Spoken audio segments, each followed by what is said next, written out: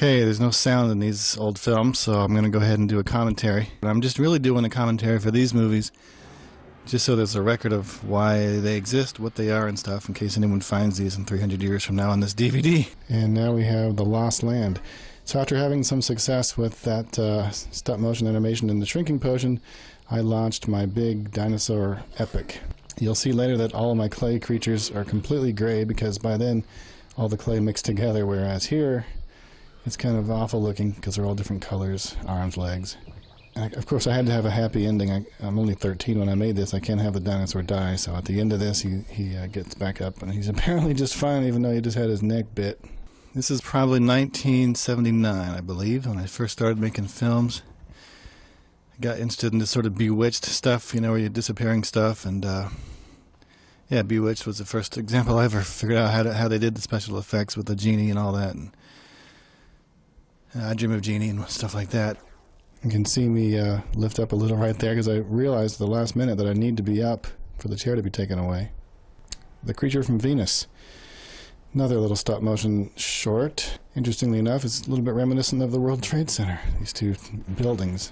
And more scratching of the film material, which was so tough. I mean, you're sitting there with a little safety pin and a tiny little 8mm frame scratching and trying to figure out where to scratch in the frame. Okay, here's a bunch of other experiments. Now, notice how bad the animation is, real choppy. That's because this is not actually an animation camera. I would just simply flick the camera button as loud as I could to only take a few frames. Land of the Dinosaurs.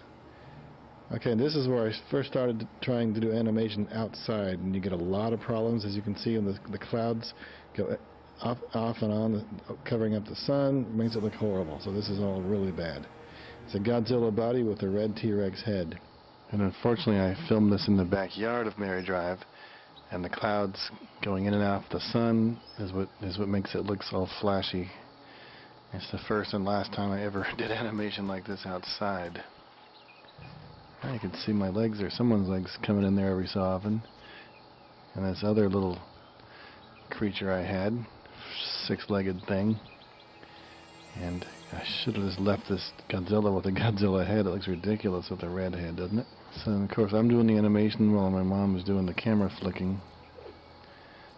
She always helped out with these projects. Why would I use red string on these bugs? I have no idea. That's all I could find, I guess.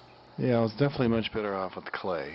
Using real toys looked terrible. And of course this is the dinosaurs dying out with the tarantula. Always giving Andy Felix credit for the camera purchase. This is like Mr. Bill, if anyone remembers him from Saturday Night Live in the 70s. Very blurry. I don't know what happened here. I shouldn't have even bothered to include this little snippet. It's blurry and it looks horrible. Must have been on manual focus. Here's my shoes. I just went around looking for anything I could animate. And of course this stuff looks really bad compared to my second film camera coming up. The 1980 Animation Festival is actually a sequel to The Lost Land seen earlier. So I thought I'd do some more of that with the painting and stuff behind them.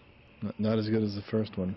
But it's the same, backdrop, same set I used. This is like a scene from Land of the Lost. I was very influenced, of course, by the Brontosaurus Dopey from Land of the Lost. And I don't know which animator, I'm sure it was Harryhausen, did this eating thing with you see the food going down the neck. That was a popular thing.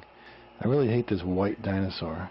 I don't know why I chose to make a white dinosaur. It looks horrible. By a T-Rex.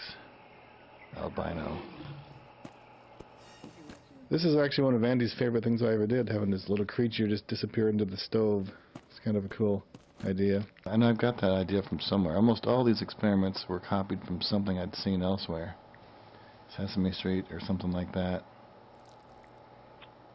Or maybe it was there is a real 1980 Animation Festival film in existence. Here we have a bunch of stuff filmed at my grandmother's house in Tucson. There's my crazy hair. This is also her bedroom. My mom and I were apparently there one day when they weren't home. Here's me driving a car. You know, a lot of the stuff you saw like in Sesame Street back in the 70s. They did a lot of this kind of animation. Here's me trying to animate myself moving around in a chair. And again, this is a really bad camera. That we would just flick it to take about 3 or 4 frames, and that was the best we could do. Single frame capability camera is a lot better, and it's coming up. I get back in the chair, and then I crash right into the camera, and the camera crashes to the ground. That's what I was trying to do here.